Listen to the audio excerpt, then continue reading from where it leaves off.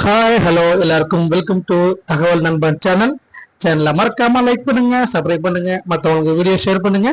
இந்த சேனல்ல அடிப்படை ஆங்கிலம் கிளாஸ் தான் போயிட்டு இருக்கு. இப்ப இங்கிலீஷ்னாலே கிராமர் வருமே, கிராமர்னாலே பயமா இருக்குமே, புரியாது அப்படிங்கிற எண்ணம் உருவாகலாம். அந்த இப்ப நம்ம ஸ்கூல்ல நம்ம இந்த எண்ணத்தாலேயே நம்ம இங்கிலீஷ் மேல ஆர்வம் இல்லாம இருந்துட்டோம். மேலும் தமிழ் மீடியத்துல படிச்சதுனால நம்மளுக்கு பெருசா இங்கிலீஷ் மேல ஆர்வம் இல்லை. அதனால நம்ம டைம் பயிற்சி போனது போகட்டும். இனிமேல நம்ம கொஞ்சம் கொஞ்சமா லைட்டா கொஞ்சமாச்சும் நகருவோமே, நகராம இருக்கிறதுக்கு நகர்றது எவ்வளவு பெஸ்ட் தானே. ஒரு அதிகபட்சம் வீடியோஸ் 10 நிமிஷத்துக்குள்ள இருக்கிற மாதிரி தான், உங்களுக்கும் போர் அடிக்காம இருக்கிற மாதிரி சிம்பிளா பேச்சு வாக்குல நம்ம அடிப்படை ஆங்கிலம் கத்துப்போம். ஏற்கனவே இதுல இந்த சேனல்ல இப்ப இப்ப ஆங்கிலத்துல எப்படி கேள்விகள் கேட்கிறோம்ல, கேள்விகள் கேட்கிறப்ப அது நிகழ்கால கேள்வியா இருக்கலாம், இறந்த கால கேள்வியா இருக்கலாம், எதிர்கால கேள்வியா இருக்கலாம். இப்ப அதுக்கெல்லாம் எப்படி பயன்படுத்துறது, இந்த டூ, டஸ், டிட்டு, வில்லு, ஷல்லு, இதெல்லாம் எப்படி பயன்படுத்துறது, டூவுக்கும் டிட்டுக்கு என்ன வித்தியாசம், டூவுக்கும் டஸ் எப்படிலாம் பயன்படுத்தணும், இதெல்லாம் ஏற்கனவே வீடியோஸ் போட்டிருக்கேன். நான் அதோட டிஸ்கிரிப்ஷன் தரேன், இந்த வீடியோட டிஸ்கிரிப்ஷன்ல கொடுக்குறேன். நீங்க அந்த லிங்கை பயன்படுத்தி நீங்க பாருங்க. இன்னைக்கு நம்ம என்ன பார்க்க போறோம்னா, இப்ப டூங்கிறது உங்களுக்கு நீங்க கேள்விப்பட்டிருப்பீங்க, உனக்கு எனக்கு அப்படிங்கிறப்ப இக்கு. அப்ப பேர்ச்சொல்லோட சேர்ந்து வர்றப்ப டூ வந்தா இக்குங்கிற குடிக்கும். இப்ப டூ யூனா உனக்கு, டூ மீனா எனக்கு, அதே மாதிரி டூ திருச்சினா திருச்சிக்கு, டூ தஞ்சாவூர் தஞ்சாவூருக்கு, டூ சென்னைன்னு டூ சென்னைக்கு. இது பேர்ச்சொல்லோட வர்றப்ப இக்குங்கிறது குறிக்கும். ஆனா இந்த டூ ஒரு வினைச்சொல்லுங்கிறது அந்த வெறுப்புன்னு சொல்றோம்ல, அதோட வரவு எப்படி வரும்னா, இப்ப நீங்க உங்களுக்கு கோனா என்ன தெரியும், போ அப்படின்னு சொல்லுவோம். இப்ப டூ கோன்னு சொன்னு வச்சுங்களேன், போக. இப்ப இந்த செயலை செய்யன்னு அர்த்தம். டூ கோ போக. ரைட்னா எழுதுறது, டூ ரைட்னா எழுத. டூ கம்னா வர. பொதுவா கம்னா வான்னு சொல்றோம்ல, கம்னா வா, டூ கம்னா வர. அதுக்குதான் அந்த செயலை செய்யறதா குறிக்கும். சாப்பிட.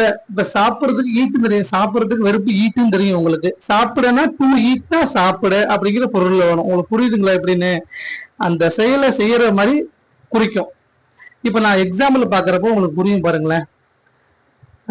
நான் லண்டனுக்கு போக விரும்புகிறேன். அப்ப நான் லண்டனுக்கு போக விரும்புகிறேன். இப்போ இதுல வினைச்சொல் என்னது, போவது. அப்ப கோ உங்களுக்கு தெரியும் போறதுன்னு. அப்ப என்ன பண்ணும், அப்ப போக அப்படின்னா, அப்ப வெறுப்பிச்சு அந்த வினைச்சொலுக்கு முன்னாடி நீங்க டூ சேர்த்துடணும். சரிங்களா? இப்ப ஐ வுட் லைக், எனக்கு விருப்பப்படுறேன், எங்க போக, டூ கோ போக, எங்க எதுக்கு, லண்டனுக்கு, இக்கு லண்டனுக்கு, நான் லண்டனுக்கு போக விரும்புகிறேன். இப்ப உங்களுக்கு புரியுதுங்களா? இதுக்குதான் இப்படிதான் ஒரு டூவை பயன்படுத்தணும். இப்ப பாருங்களேன், இன்னும் சொல்றேன் பாருங்களேன். நான் உன்னை சந்திக்க இங்கு வந்தேன்.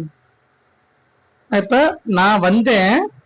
இப்ப வந்தேன்னா நான் வந்தேன் என்பது என்னது, வர்றதுக்கு வினைச்சொல் கம்மு. இப்ப இதுல நான் உன்னை சந்திக்க வந்தேன் இருக்கு. இப்ப இறந்த காலம் கேம், கம்முட இறந்த காலம் கேம். அப்ப இறந்த காலத்துல சொல்றோம் நான் வந்தேங்கிறத. இப்ப நான் ஒண்ணு சந்திக்க வந்தேன், ஐ கேம், வந்தேன். இங்கு ஹியர், நான் சந்திக்க வந்தேன் இங்கு. நான் வந்தேன் இங்கு டு மீட் யூ, ஒன்னே சந்திக்க வந்தேன். இங்கிலீஷ்ல எழுதுறது இப்படிதான் எழுதணும், ஐ கேம் ஹியர். நான் வந்தேன் இங்கு, எது சந்திக்க. அப்ப சந்திக்கிறதுக்கு மீட்னா சந்திப்பு. அப்ப டு மீட்னா சந்திக்க, யார ஒன்ன. I came here to meet you. உங்களுக்கு புரியுதுங்களா? இப்படிதாங்க. இப்ப டூனா வினைச்சொல்லோட சேர்ந்து வர்றப்ப அந்த செயலை செய்யறத குறிக்கும். டூ சிங்னா பாட.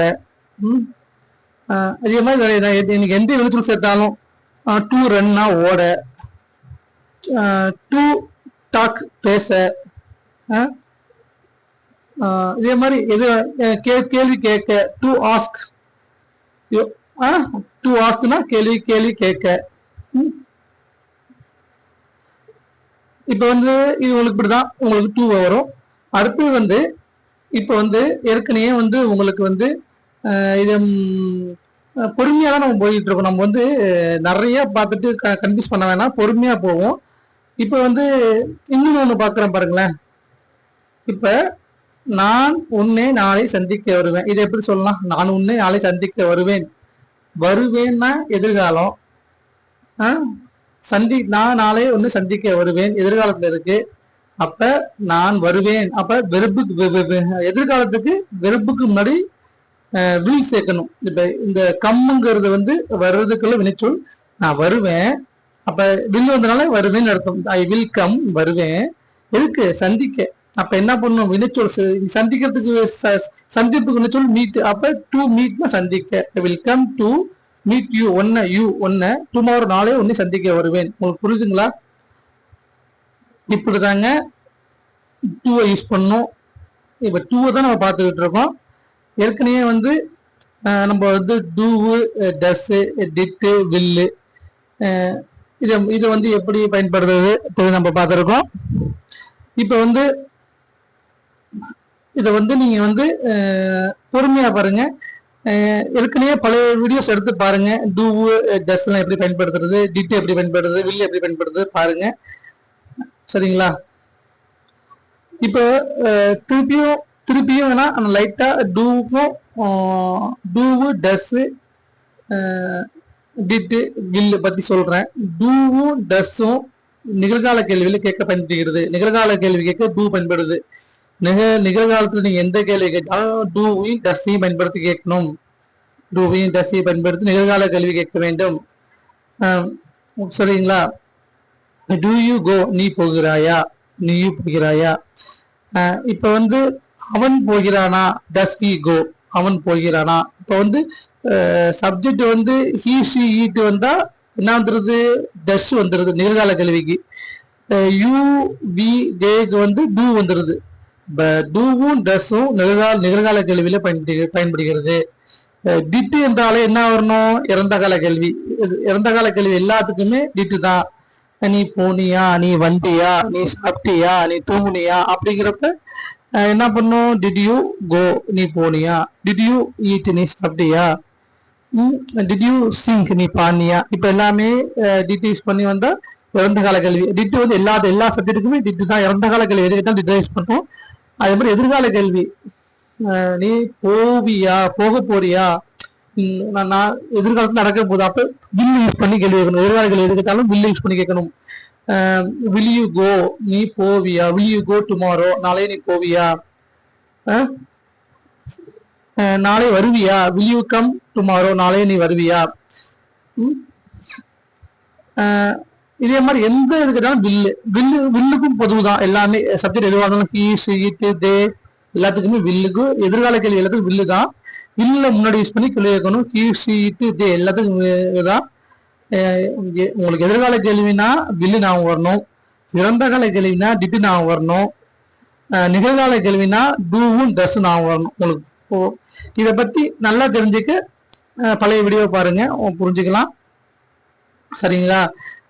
அடுத்து வந்து இன்னைக்கு வந்து இந்த வார்த்தைகளுக்கு புது வார்த்தைகள், இதோட சில வார்த்தைகள் தெரிஞ்சுப்போம். இதோட தமிழ் அர்த்தம். மினிமுனிப்புக்கு வந்து கிளிட்டர். மினிமுனிப்புக்கு கிளிட்டர். அடுத்து வந்து வலியுறுத்தும் சொல்றதுக்கு வந்து எம்பசிஸ் அர்ஜுன். எம்பசிஸ்ங்கிறது சொல்லலாம், அல்லனா அர்ஜுன் சொல்லலாம். அர்ஜுன் வலியுறுத்தல், எம்பசிஸ் அல்லது அர்ஜு. ரத்து செய்வதுக்கு வந்து ரிவோக்னு ரத்து செய்வது. ரிஜெக்ட்னாலும் ரத்து செய்வது தான் உங்களுக்கு தெரியும். அக்சஸ்னா அணுகுவது. அணுகுவதுக்கு வந்து அக்சஸ். நம்பிக்கைன்னா ஃபைத். பாருங்களேன். What a special, your face is glittering like gold. எனக்கு என்ன விசேஷம், உங்க முகம் வந்து தங்க மாதிரி மினுமினுக்குது அப்படின்னு சொல்றோம்ல. இவர் அதுக்கு வந்து இப்போ அது ஒரு face is glittering like gold. அந்த கிளிட்டரிங்னா இந்த கிளிட்டர்னா மினுமினிப்பு. அர்ஜுனா என்ன சொன்ன? வலியுறுத்துரு சொன்னா அர்ஜுனா. அப்ப என்ன சொல்லலாம்? நான் உங்களை வலியுறுத்துறேன். என்ன வலியுறுத்துறேன்? I urge you turn learn grammar gradually. நான் உங்களை வந்து இலக்கணம் வந்து கொஞ்சம் கொஞ்சமா கத்துக்கிற மாதிரி வலியுறுத்துறேன். I urge you to learn. To சொன்னீங்களா? கற்க, லேர்ன்னா கற்க, டு லேர்ன் கிராமர் கிராஜுவலி. அப்ப நான் வலியுறுத்துகிறேன், கற்க வலியுறுத்துகிறேன், இலக்கணம் கற்க வலியுறுத்துகிறேன், கிராஜுவலா கொஞ்சம் கொஞ்சமா கத்துக்க வலியுறுத்துகிறேன். அடுத்து வந்து ரிஜெக்ட். ரிஜெக்ட்னா அதான் சொல்றது சொன்னேன், நீக்குவது அல்லது ரிவோக், ரெண்டுமே ஒண்ணுதான். To not revoke your good things. நல்ல விஷயங்களை நீ நீக்க வேண்டாம். உன்னுடைய நல்ல விஷயங்களை நீக்க வேண்டாம். அதான் அக்சஸ்னா அணுகுவது. அப்ப எப்படி சொல்லலாம்? ஒரு எக்ஸாம்பிள் வார்த்தை, anything is easy to learn when you access that thing gradually. Anything is easy to learn when you access that thing gradually. கொஞ்சம் கொஞ்சமா கத்துக்கிட்டோம்னா எல்லாமே ஈஸி தான். நம்ம வந்து பொறுமையா கத்துக்கும் பொழுது, அது அணுகும் பொழுது, when you access that thing gradually, அணுகும் பொழுது ஒரு விஷயத்த கொஞ்சம் கொஞ்சமா அணுகும் பொழுது எதுவுமே ஈஸி தான். அதுதான் அது கொடுத்துருக்கோம். Anything is easy to learn. எதுவுமே ஈஸியா கற்கலாம், கற்க ஈஸியா இருக்கும். கற்கிறதுக்கு எதையும் கத்துக்க எது ஈஸியா இருக்கும். when you access that thing gradually. உங்களுக்கு புரியுதுங்களா? அது வந்து ஃபைத்னா நம்பிக்கை. everyone should have faith in their talents. எல்லாரும் வந்து உங்களோட நம்பிக்கையில் அவர்களுடைய திறமையில் நம்பிக்கை வைக்க வேண்டும். கட்டாயம் கட்டாயமா வைக்கணும். வச்சுக்கிறது சுட்டுகா கட்டாயம் வைக்கணும் அப்படிங்கிறது வர அர்த்தத்தில் வருது. சரிங்களா? புரிஞ்சுங்க. நம்ம வந்து திருப்பி கொஞ்சம் பாருங்க, வீடியோஸ் பாருங்க. நம்ம வந்து பொறுமையா தான் போயிட்டு இருக்கோம், கிராஜுவலா போயிட்டு இருக்கோம். டவுட்னா கமெண்ட் பண்ணுங்க, நான் உங்களுக்கு ரிப்ளை பண்றேன். மறக்காம லைக் பண்ணுங்க, ஷேர் பண்ணுங்க, சப்ஸ்கிரைப் பண்ணுங்க. நன்றி.